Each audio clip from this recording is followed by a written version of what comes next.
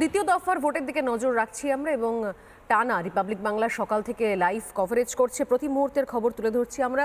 দ্বিতীয় দফার ভোটে নিঃসন্দেহে যেদিকে নজর রয়েছে, যে তিনটি কেন্দ্রের দিকে, তার মধ্যে অন্যতম উল্লেখযোগ্য অবশ্যই দার্জিলিং, যেরকম সন্তু বলছিল, এবং তার সঙ্গে সঙ্গে বাকি দুটো কেন্দ্রের দিকেও নজর থাকছে আমাদের।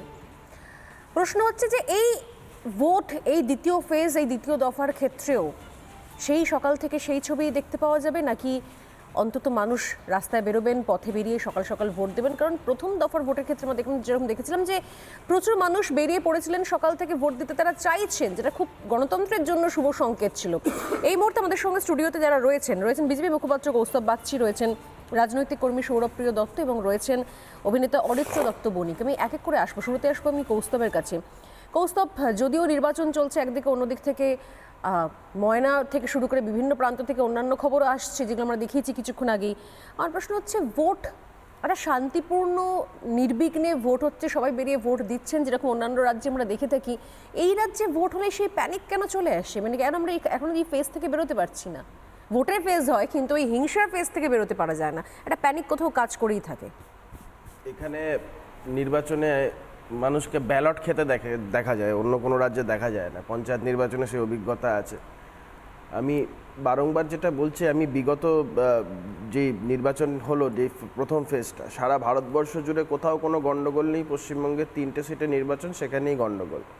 দেখো, আজকে যদিও মেদিনীপুরের নির্বাচন নয়, ইতিমধ্যেই আমাদের মানে খুব বলতে খারাপ লাগছে, গতকাল ভারতীয় জনতা পার্টির একজন দীনবন্ধু মিদ্যা বলে একজন, তাকে খুন করা হয়েছে এবং অভিযোগ সম্পূর্ণভাবে শাসক দলের দিকে।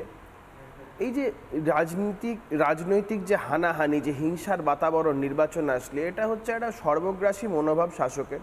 সেটা সমস্ত নির্বাচনে সেটা তুমি দেখতে পারবে, সেটা পঞ্চায়েত হোক, পৌরসভা হোক, বিধানসভা হোক, লোকসভা হোক, একটা সর্বগ্রাসী মনোভাব নিয়ে শাসক দলের রাজনীতি। এবং উন্নয়নের জায়গা থেকে মানুষ যেভাবে এই সরকারের বিরুদ্ধে আজকে, আর সবথেকে বড় কথা, উন্নয়ন ছেড়ে দিলে মানুষের মনে এই সরকারের বিরুদ্ধে যেভাবে এই যে তাদের দুর্নীতি, চুরি, যেভাবে মানুষের মনে দাগ কেটেছে, মানুষ যদি ভোট দিতে পারে, এই রাজ্য থেকে তৃণমূল কংগ্রেস নির্মূল হয়ে যাবে, এটা তারা খুব ভালো করে জানে।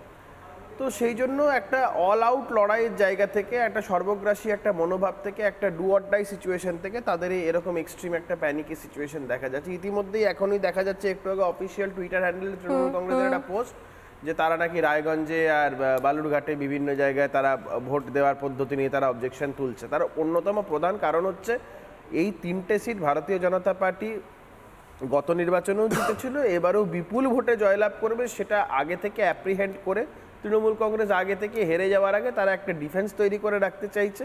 কোনো লাভ হবে না। বিগত সকাল সকালে আগে উঠে মানে পোস্ট করে দেওয়া হয়েছে সোশ্যাল মিডিয়ায় যে এখানে ভোট হচ্ছে না। এবং আগের নির্বাচনে একটা খুব মজার জিনিস দেখা গেছে, নির্বাচন শেষ হয়ে যাওয়ার পরে বিজয় মিছিল, নির্বাচন রেজাল্ট বাড়ানোর পরে দেখতে পাওয়া যাবে যে প্রথমবার হয়তো হবে যে কোনো একটা দল হেরে যাওয়ার এটাকে অ্যাপ্রিহেন্ড করে আগে থেকে একটা বিজয় মিছিল করে নিল। আমি একটা কথা শুধু বলে নিই, সেটা হচ্ছে যে প্রথম দফার 3টে সিট বিজেপি, এই দফার 3টে সিট এটাও বিজেপি। এখনো অবধি তৃণমূল কংগ্রেসের পশ্চিমবঙ্গে খাতা খোলার কোনো দূরান্তেও কোনো সম্ভাবনা নেই।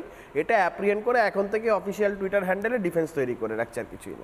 এই ধরনের অফিসিয়াল পোস্ট সকাল সকাল, মানুষ এখনো অনেকেই ভোটের লাইনে দাঁড়াননি, সবাই সকালে ঘুম থেকে উঠেছে, এবার দাঁড়ানো শুরু করছে, এবার অনেকে বেরোবেন। তার আগে সৌরভপ্রিয়, আগে থেকেই এটা কি, যেটা বলছেন কৌস্তব, আগে থেকে ডিফেন্স তৈরি করে রাখে, এটা জেনেই যে উত্তরবঙ্গে দাঁত ফোটাতে পারবে না তৃণমূল কংগ্রেস, ঘাসফুল ফুটবে না? না, আমি কৌস্তবকে অভিনন্দন জানাই। আমার মনে হয় আগের 3টে আজকের 3টে শুধু না, পুরো 42টা না 44টা সিট বিজেপি পেতে চলেছে পশ্চিমবাংলায়। আমি যেন অভিনন্দন জানাচ্ছি। 2 নম্বর, একটা খুব মজার জিনিস ফেসবুকে ঘুরে বেড়াচ্ছে। তৃণমূল বলছে আমাকে ভোট দিন, সিপিএম বলছে আমায় ভোট দিন, কংগ্রেস বলছে আমাকে বোতাম টিপুন, কিন্তু বিজেপি বলছে আপনি যেখানেই বোতাম টিপুন ভোটটা বিজেপিতেই পড়বে। তো বিষয়টা হচ্ছে ইভিএম নিয়ে তো আমরা দেখতে পাচ্ছি, এবং এই এক ধরনের সংকট রয়েছে সারা ভারতবর্ষের বুকে।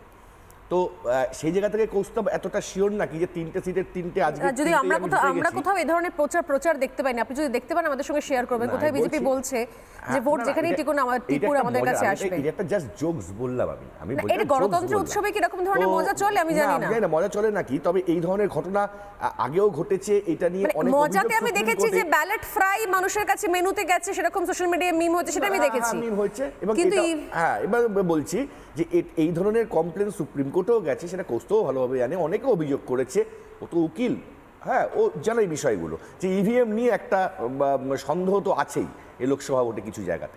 সুপ্রিম কোর্ট তো অর্ডার দিয়েছে ইভিএম সরিয়ে দিয়ে ব্যালটে ভোট করতে, তাই তো?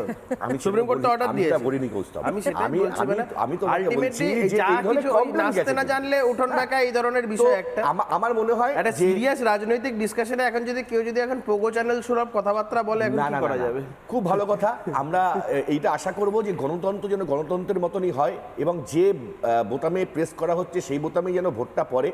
তাহলে দেখা যাবে যে 150 আসন সারা দেশে বিজেপি পেরোতে পারবে না। প্রত্যেক ক্ষেত্রেই আমি অরিত্র এখানে রয়েছেন, প্রত্যেক ক্ষেত্রেই সরকারি যারা আধিকারিক কর্মী যারা ডিউটিতে রয়েছেন এবং তারা এবং অন্যান্য ক্ষেত্রে সবসময় টেস্ট করে দেখে নেওয়া হয় কি হচ্ছে, এবং এক্ষেত্রেও নিঃসন্দেহে সেটা হয়েছে। এই ধরনের অভিযোগ কোথাও আসেনি, কিছু ক্ষেত্রে ইভিএম বিকল সেই অভিযোগ অবশ্যই এসছে এবং যেখানে সেখানে ইঞ্জিনিয়ার পৌঁছে গিয়েছে, কাজ চলছে। অরিত্র, দেখুন, তারপরও আগে থেকে অ্যাডভান্স বিজয় মিছিল বা অ্যাডভান্স সকাল সকাল গিয়ে অফিসিয়াল পোস্টে অফিসিয়াল হ্যান্ডেলে গিয়ে পোস্ট করে রাখা যে কোথাও কোনো ভোট হচ্ছে না, কোথাও কিছু হচ্ছে না, এগুলোকে অন্য কিছু ইঙ্গিত দেওয়ার জন্য বা অন্য কোনো পিচ রেডি করে রাখার জন্য?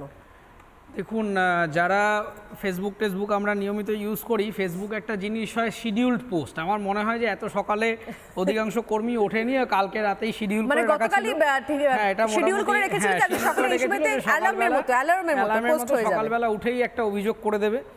আর ইভিএমে এই ক্লিক করলে অন্য জায়গায় পড়ছে, এই সমস্ত আজগুবি গালগল্প। তার জন্যে ভিভিপ্যাট বলে একটা কনসেপ্ট আছে, এবং সেই ভিভিপ্যাট সুপ্রিম কোর্টের কাছে ইলেকশন কমিশনের দেওয়া এফিডেভিট অনুসারে পরিষ্কার এটা বলে দেওয়া আছে যে ইভিএম চট করে ওইভাবে হ্যাক করে নেওয়া যায় না এবং এর মধ্যে কোনো কারচুপি করা যায় না। এবং সে কথা আজকে এই যে দ্বিতীয় দফার ইলেকশন হচ্ছে, আর 1-1.5 ঘন্টার মধ্যেই সুপ্রিম কোর্ট খুললেই একটা গুরুত্বপূর্ণ রায় সুপ্রিম কোর্ট আজকে শোনাবেন। সেটা হচ্ছে 100% ভিভিপ্যাট ভেরিফিকেশন হবে কিনা, সেটা সুপ্রিম কোর্টের ডিভিশন বেঞ্চ আর কয়েক ঘন্টার মধ্যেই জানাবেন।